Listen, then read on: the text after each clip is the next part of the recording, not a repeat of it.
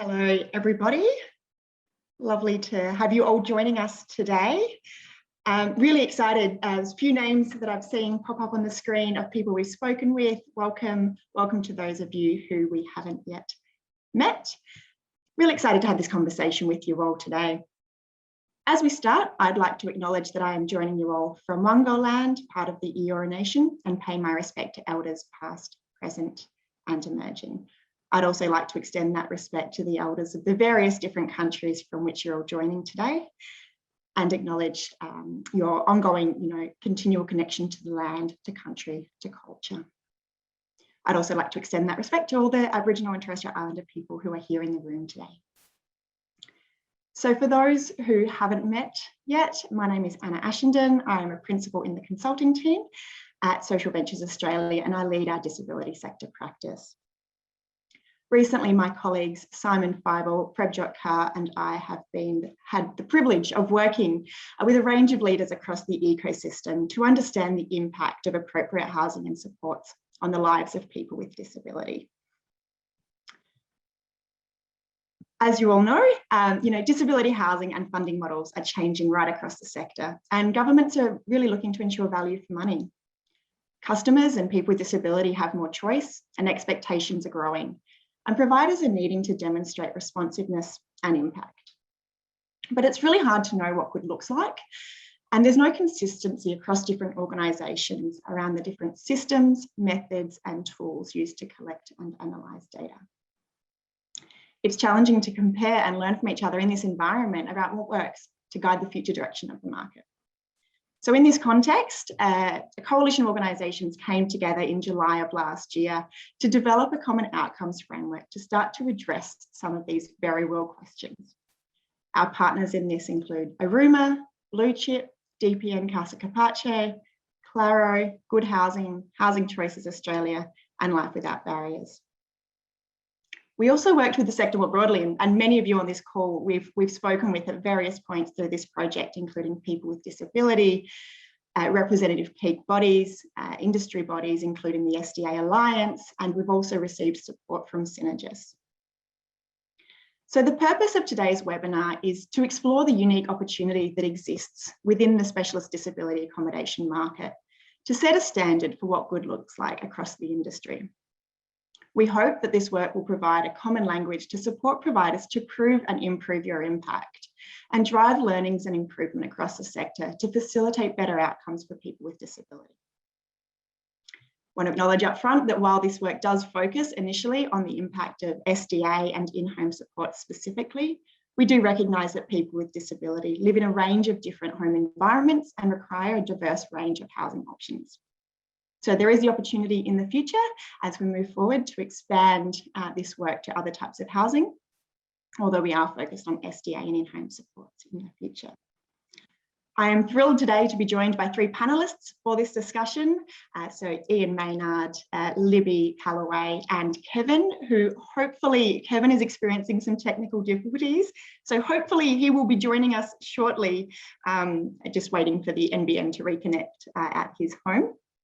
I'll introduce them more formally as we move forward. As you all know, we do have the chat function live. We encourage you to ask lots and lots of questions of our panellists. We'll try and get through as much as we can today. My colleagues Prabjot and George will be monitoring the chat and Q&A, so please do add in your questions as they come up. We appreciate that this is a really big topic and there's lots to explore. So, we see this as the beginning of the conversation, and we invite you to connect with us and continue this discussion ongoing beyond this webinar. And just a quick reminder that this session is being recorded. You will have all had to click the continue button on this screen as we go forward, but just a reminder around that, and we will share this recording after the fact to all of you and anybody else who's registered. So our panellists today. As I mentioned, so Kevin, until 2018, Kevin was living independently in his rental home in Mossman, but after his stroke, he experienced more than 2 years in hospital. During that time, Kevin and his team were working really, really hard to find a place to live, but they really struggled and had a lot of challenges in that. Recently, we're really excited and Kevin is thrilled to have been able to move into his current home in Mount Colah. recently, and Kevin's here to share some of his experiences as well. Libby Callaway. So Libby is a registered occupational therapist, almost 30 years in the sector, particularly focusing on neurological disability in Australia and internationally. In addition to this clinical work, Libby leads a national research collective focusing on housing, technology and workforce design at Monash University. And Ian Maynard, non-executive chair of the SDA Alliance and DPN Casa Capace, as well as a director on various boards and committees, including Open Minds, and former deputy CEO of the NDIA. So thank you firstly to our panelists for joining us today. Really excited to have this conversation with you. Libby, maybe we'll start with you. I wonder if you could share, I might stop sharing so hopefully we can all see your lovely face on the screen. Libby, I wonder if you can talk to us through your many years of experience in working in housing and in this space. What are some of the challenges that you've seen and some of the opportunities as SDA is rolling out? Thanks, Anna. It is a really exciting time, but there's also quite a lot of challenge in the market, and it's really great to see this framework come to fruition. And I know the work your team's put into this, and it was good to contribute to that also. Thanks for the opportunity. That's a really important starting point, is actually hearing from people who are choosing housing and then planning for support. So starting with the person in the centre, and again, I'm really pleased to see that focus through the work you've been doing. I guess what I've been doing for about over 10 years now is working with particularly funding bodies who are investing in new models or new approaches to housing and support that are really driven by what people want to see, and that range of choices is so important.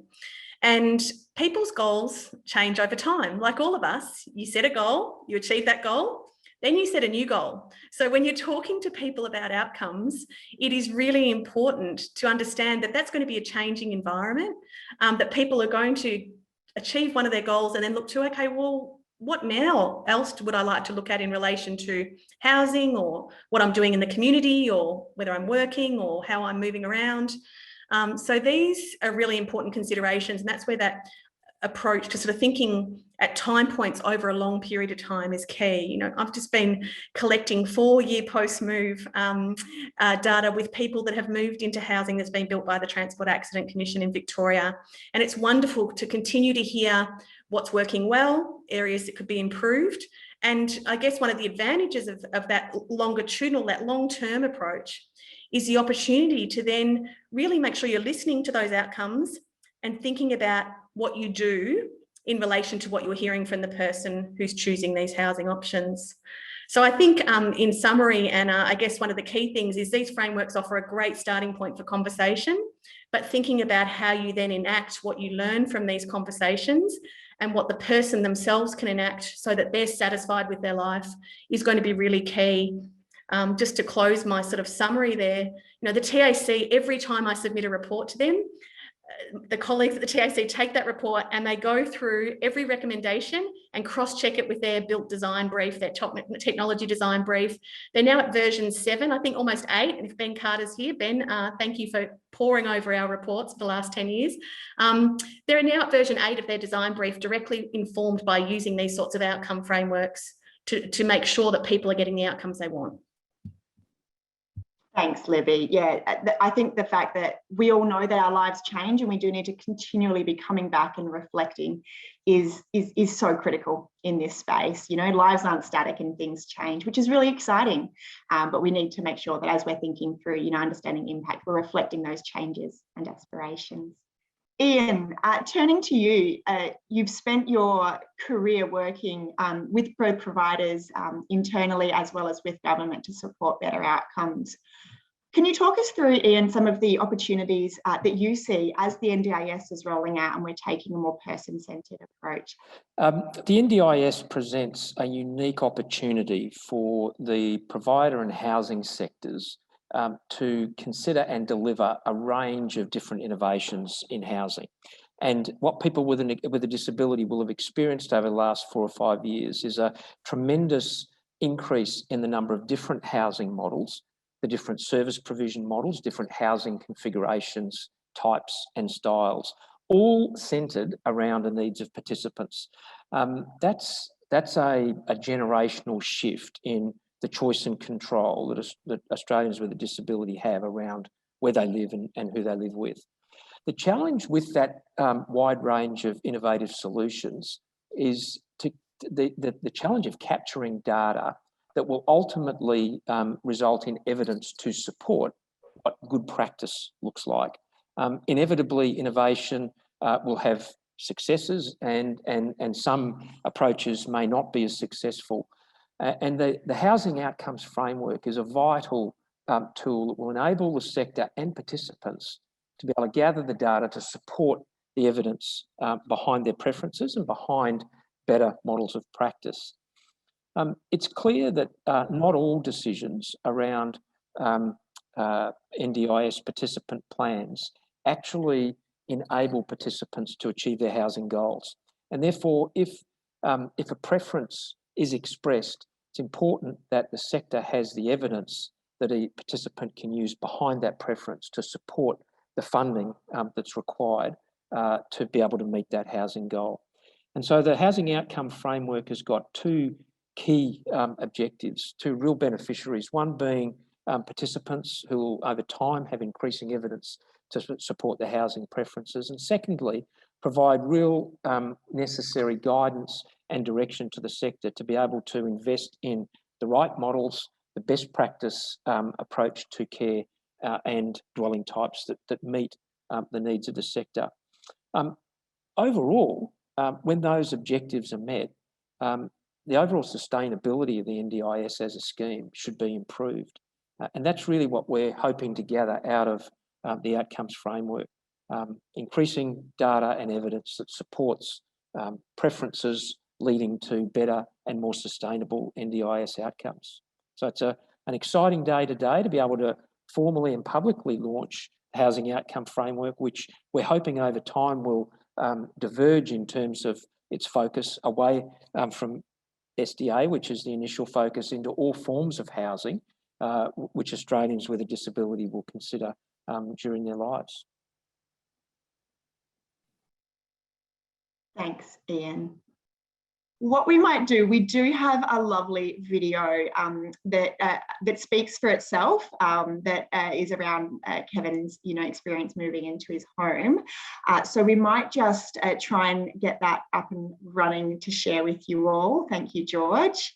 And then hopefully by the time we get back, then Kevin will be able to speak with us as well.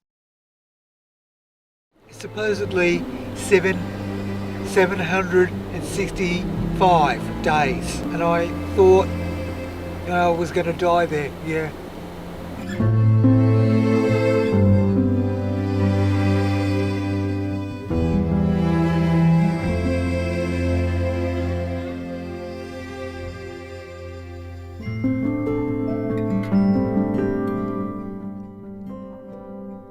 We were saying bye to your friend, and he had only been there for 3 months. 3 months, and he said that was a really long time. Yeah. How long did it feel, like being in there for that long? Decades. Decades. The passage of time stopped. Funding fell through. Complications of the housing. So it's been a long journey living in hospitals. Yeah. I subsequently looked at 4 places and all of them fell through. So, I had nowhere to go. I met Sam and we clicked. Thank God. Thank God. He got me. He understood. I thought, good person. There is a light at the tunnel. People do leave. I want to see my personal items.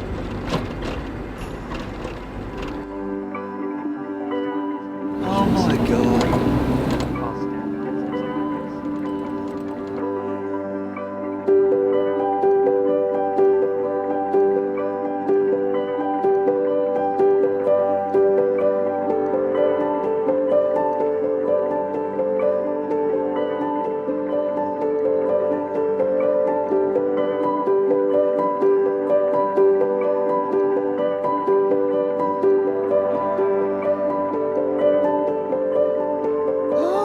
God! It's Mysterio! Oh my God! Oh my God! Oh my God! It's Mysterio!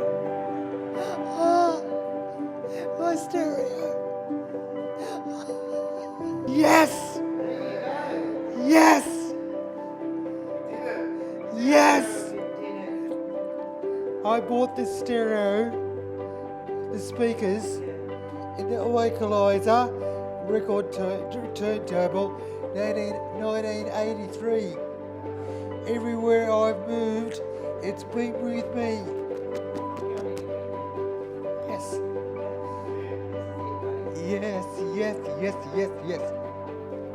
Oh my God. Yeah. My friends. Oh, my mirror.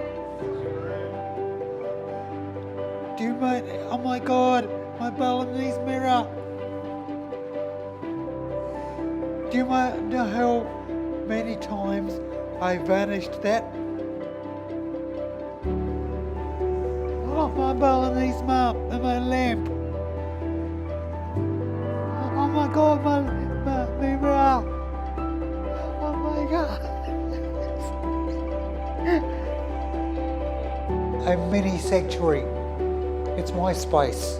I look forward to making my food that I like.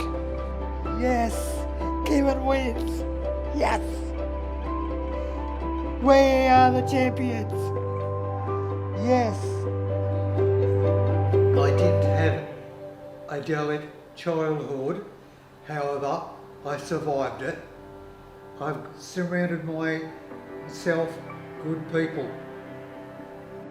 They've listened to me. I can see they've got my best interests at heart. This is really good. Thank you to everyone at Good Housing. We got there. Yay!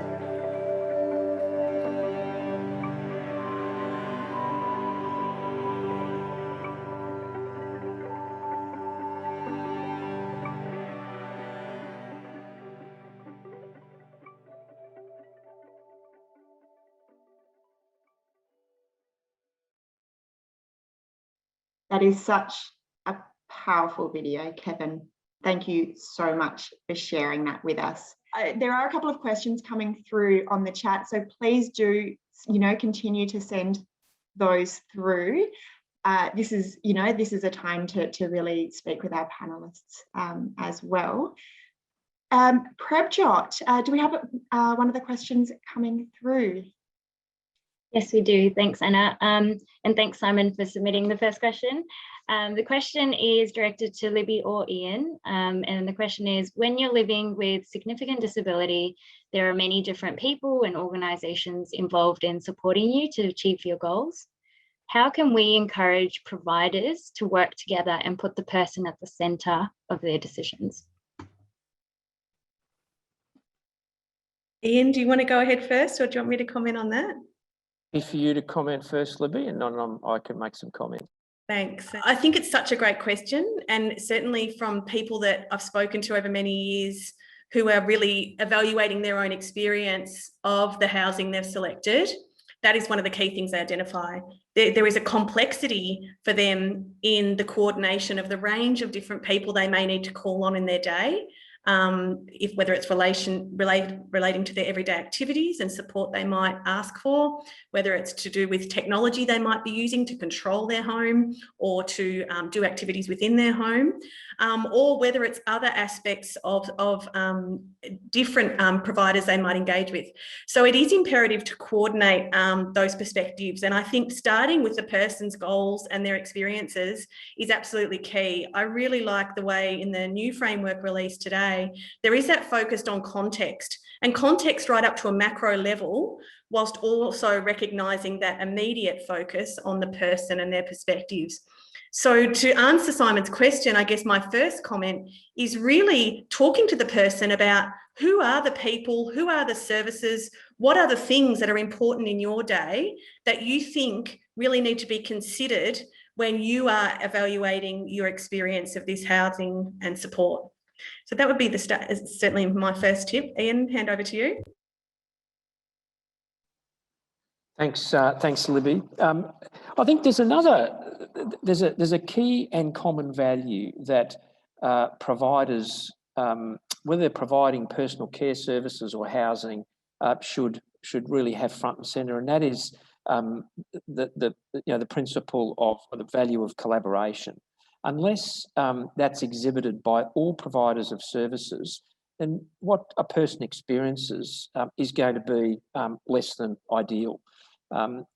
Care services, intimate care services, can't be delivered in an appropriate way if the housing is not appropriate. If the housing is not appropriate, that creates other risks for participants. And so selecting providers and looking for providers that have a demonstrated track record of being able to work together and to be able to display cooperation and collaborative skills is key. And at the moment, it's a little challenging for participants to be able to get evidence or data that gives insight around how the various providers provide services and what experience has been of other clients. It's not uncommon for us when we're selecting travel, accommodation, pretty much anything, buying goods from the supermarket, to be able to look at the experiences of other customers of those goods and services before we actually make our decision to buy. In fact, the last 10 years, that's become the overwhelming determinant of who people will buy goods and services from. Wouldn't it be fantastic if we were able to provide that same level of insight and evidence to people with a disability when they're selecting the service providers? And the Housing Outcome Framework is a big step in that direction. And we certainly hope as a sector that all providers of disability accommodation seek to adopt that framework, work with their participants to be able to contribute evidence into that framework, and ultimately be an excellent comparator between different service models and different providers. And that then provides a basis for participants to be able to make more informed choices based on the experience of others with that service provider. Thanks, Ian. Thanks, Libby. I think there's a couple of other questions coming through the chat. Just a reminder, please do pop them in so we can see them. I think one of the comments just there from Jade, Ian, directed towards you. Does that include things like Net Promoter type scores? Anna, that's a great question. I'm not a marketing expert, but when I have worked in organisations previously that have used Net Promoter Score, it's an incredibly valuable way of being able to gather insight around buying choices, and it often gets below the surface and below the obvious reasons why a provider will be selected for a particular good or service. And so Net Promoter Score is a great way of being able to differentiate. Ultimately, providers have full choice about how they engage and interact with those that they're providing services to, and that includes using tools like Net Promoter Score and other survey tools to be able to proactively gather information and data. And so as we see the Housing Outcomes Framework that's being launched today evolve and develop over time, there's a lot of innovation and development and great ideas that can be built in as the tool gets traction and gets uptake across the sector. I wonder, Libby, can you talk us through, what are some of the opportunities that you see around the need for a common approach and being able to, compare apples with apples, or having a common language between providers, because we all use, such diverse language across the sector. I wonder if you can speak to us a little bit about that. Yeah, look, it's really necessary, Anna, and it's something that really hasn't happened to date. There's been particular providers or funders that have really worked hard in this area to try and look at ways they can consistently measure outcomes with people that they are collaborating with to look at a range of housing and support options. Certainly, again, what we've done, particularly with our work over about 10 years with the Transport Accident Commission and then across multiple states with Department of Social Services, is really started with those key outcome domains that we know schemes like the NDIS are really trying to influence. We also need to be looking beyond the NDIS or state-based injury schemes like the TAC and look at Australia's National Disability Strategy. And so I think where we could actually bring together some outcome measurement that talks to the policy drivers of our current 10-year National Disability Strategy, and we know we're about to receive a new strategy, we are going to be able to then look for the experience of people with disability. Where are things going well, and where do we need to really advocate for policy change, for practice change, for new solutions, as Ian was pointing to fill some of the gaps that people with disability continue to experience. And so I think, again, having that common outcome focus is going to help a lot more to identify across a larger number of people what's working well and what's not. There will still be individual nuances, and we always want that individual nuance in focus. We cannot apply a one-size-fits-all approach to getting things right. But I guess if we look beyond individual funding schemes and actually start to say, as a country, what does Australia want to deliver? If we can have a common language around outcomes in investment in housing and support, it's going to make it a lot easier to identify the gaps. Thanks, Libby. Ian, I wonder if you can talk to us around some of the changes in the practices that you see across the industry. You know, we're a number of years into the rollout of the NDIS, the SDA market is developing. What are some of the changes that you see that give you hope for a more impactful and more appropriate housing market for people in the future? Great question, Anna. I couldn't come up with a better example than the video we saw with Kevin's response to coming into his new home. And what that reflected for both Kevin and Good Housing and the other service providers is an understanding of what Kevin was about, who Kevin was and what was important to him. And to see his response to those really important personal items that were in the house and the importance that had for him was just incredible. And that's where I'm seeing a lot of hope. A lot of SDA providers are co-designing properties to meet the specific needs of participants at the earliest stages, not sort of trying to retrofit after the fact, but actually understanding what's important for participants and designing that in at the earliest stages. And to me, that reflects a paradigm shift in the focus on the participant as the centre, not a customer of a housing outcome. And what's encouraging is that it's not just one or two providers that are taking this approach. It seems to be a common approach across the sector to really understand the needs of a participant and design around meeting those needs. And the NDIS is a great scheme with sufficient flexibility that actually enables that to happen. The challenge we're going to have moving forward is really learning about what works best and making that standard practice, because it's challenging at the moment with so much changing to really be clear on on what good practice looks like, and that's where the framework will really come into its own. Thanks, Ian. Libby, I wonder if you can build on that. You've obviously spent a lot of time, looking at evidence and understanding what works. Be interested in any further thoughts or reflections you have from what you've seen in over the years. Anna, when Ian was talking, I was just thinking about one of my colleagues who I've worked with for a number of years now, who's an NDIS participant. And I haven't asked his permission to share his story in full, so I'll just give a snapshot of it. I know he'll say to me, "Don't worry, Libby, just say it all because it's all very important." But I guess what has been interesting is to watch his journey to move out of the family home into his first step to independent living. And then over time for him to evaluate how satisfied he was with that option, and then look to the market for alternatives. And, just late last year, he moved into another option, and it's an SDA option that he identified that ticks a number more boxes than the first option did.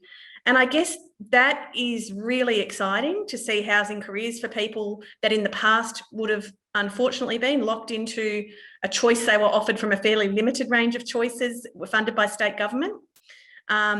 The other exciting thing is if you think about looking at outcomes, it really accommodates his changing set of goals over time. And the way through, as he moves through life stages, he's going to want different things in his housing. He's going to want different things in his technology. He's going to want different things in the types of support he receives. So I think when we're thinking about measuring outcomes, it's really exciting to see the market maturing, new providers coming into the market. And I think, again, I just want to acknowledge the work of the SDA Alliance in really supporting a large group of members, and there's a fantastic group of members involved in that alliance, really trying to pave the way in this new world when policy is still shifting and we're still working out the best way to ensure that you can enact policy in practice with the benefit of the person that you're trying to respond to with housing and support. So I think that is a really exciting thing to see the market maturing, and also to make sure again that we're hearing from people that are making these purchase choices, that are choosing a new SDA option and moving to it.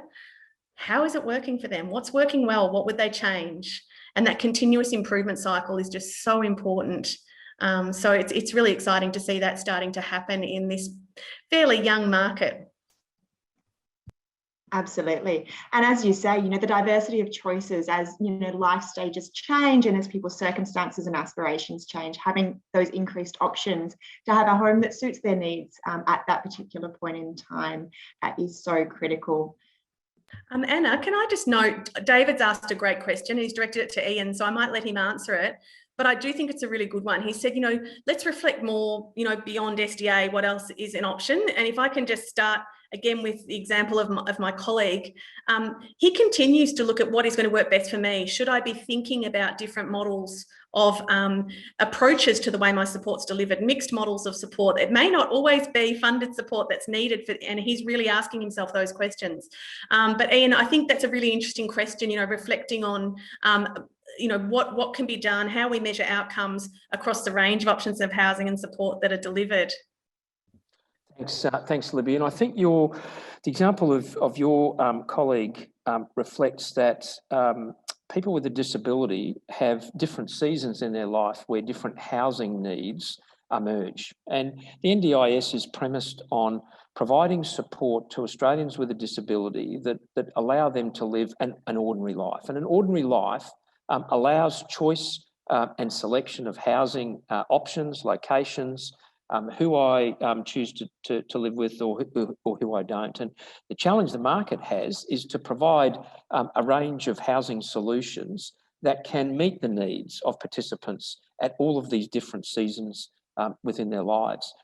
What the research suggests is that the market for disability housing, and I'll restrict these comments to just NDIS participants, suggests that there are housing needs close to 100,000 dwellings. So SDA, forecast to be around 28,000 dwellings at full scheme is only a very small subset of a much larger disability housing need.